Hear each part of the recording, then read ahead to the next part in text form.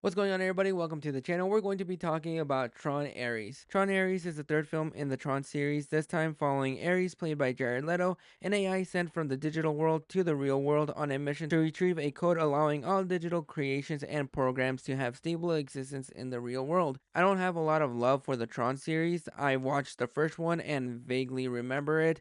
Tron Legacy is really the one that I have a lot of nostalgia love for, mostly because that movie came out roughly around when I was starting sophomore year, so that kind of has a very special place in my heart.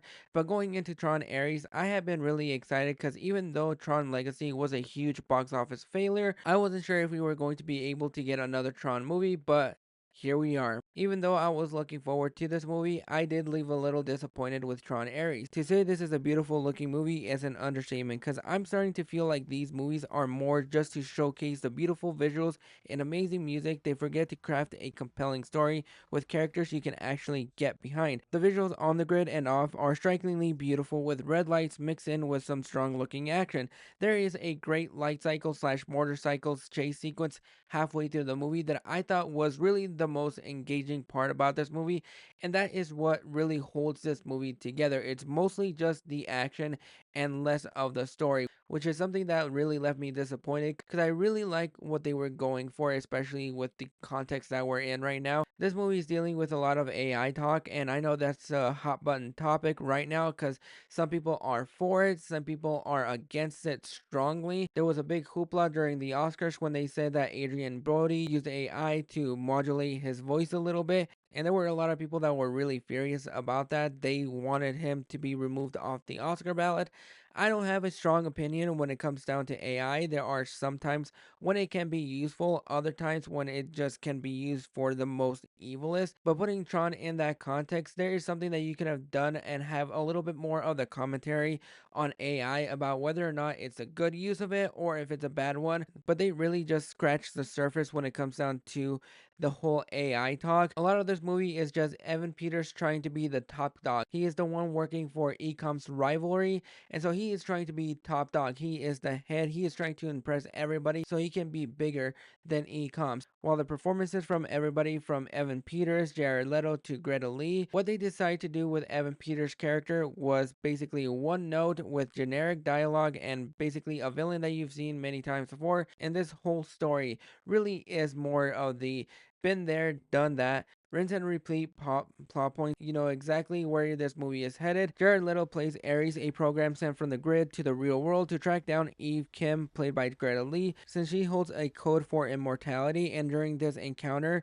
Ares gets a little bit of a taste of human life and almost possibly making him the first program to have a sense of life. He wants to have a sense of direction. He wants to follow orders. He wants to go down his own path. And I do think that this is one of the best performances that we've seen from Jared Leto in quite a while. He doesn't overcook it. He's really monotone. He's trying to figure everything out. He's basically discovering every single little thing for the very first time. And once he gets a little bit of that taste, then that's when he really wants to become a sentient being in order for him to coexist in the real world instead of him on the grid. That was one of the most compelling storylines that we have in this movie, which is saying a lot because everything else outside of that really didn't do much for me. A lot of this movie is mostly hammered down from its action. There are some really top-notch action sequences in here that really kept you getting engaged, and every single time that it happened, it was just strikingly beautiful to see, and you could have felt every single moment that was happening. You can feel moments when the characters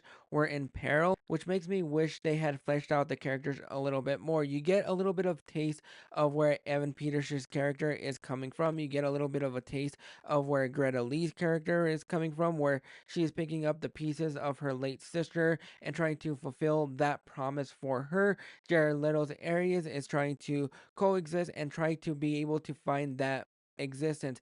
And a lot of that is basically everything that we've seen in other movies like this before. They just really don't do much with its concept. They don't really do much with its story. They don't have a message, which I know a lot of people don't want messages in their movie. Sometimes it can get a little bit preachy, but if you are able to ride that line, but you are still trying to say something about AI or how we should view it, then do it. But every single time we get to that boiling point, it shifts away from that to basically another set action sequence. And Nine Inch Nails does the soundtrack for this movie, which is top tier. I really enjoy the soundtrack. If there was going to be a successor to Daft Punk after they broke up, you really can't go wrong with Nine Inch Nails, and they absolutely killed it. The way that they mix the music and the visuals makes it all that more watchable. It's just when we drift away from Evan Peters' character and we move on to Jared Leto and Greta Lee, they have wonderful chemistry that they really make this movie at least watchable. But whenever we pan back to Evan Peters, that's when I start to lose interest in this movie, and it just feels like they just played it safe. There's really nothing new in here that really hasn't been done in Tron Legacy that I kind of wish was a little bit more explored. I kind of wish they did a little bit more with the story and fleshed that out instead of putting a lot of effort into the visuals and into the music. That if you had hit all three trifectas, the story, the music, the visuals, I think this would have been the better of the Tron movies, which really isn't saying much because we've only gotten now three, and the other two were fine for what they are. And that's exactly where I ride this line. It's a fine movie. The visuals alone and the music are worth price of admissions. If you are going to watch this movie in theaters, the best way to view it is in IMAX because you get that pumping music, the visuals, the sound effects, the way that the seats just vibrate. It makes the experience a little bit more tolerable. But if you weren't a fan of Tron Legacy and the trailers have really not enticed you to watch this movie, and don't say that you have no interest in watching this movie because of Jared Leto. No idea when it became the popular thing to hate on Jared Leto. I don't hate Jared Leto. I just hate the way that he's being directed. This is the best that I've seen him in quite a while, and I kind of wish they put a little bit more focus on the story. But the visuals are worth just the price of admission alone. But if nothing really enticed you to go to the theaters and check this movie out, then the best way to view this movie is probably at the comfort of your home when it comes out on streaming, because it's not a terrible movie. It's watchable. There are some fun action sequences. It just falls flat when it comes down to story and characters and villains. There's generic dialogue that you can see from a mile away, and there's really nobody that you want to be able to get behind besides our two leads. Those two really held this movie, and they did the very best that they possibly could with the material they were given.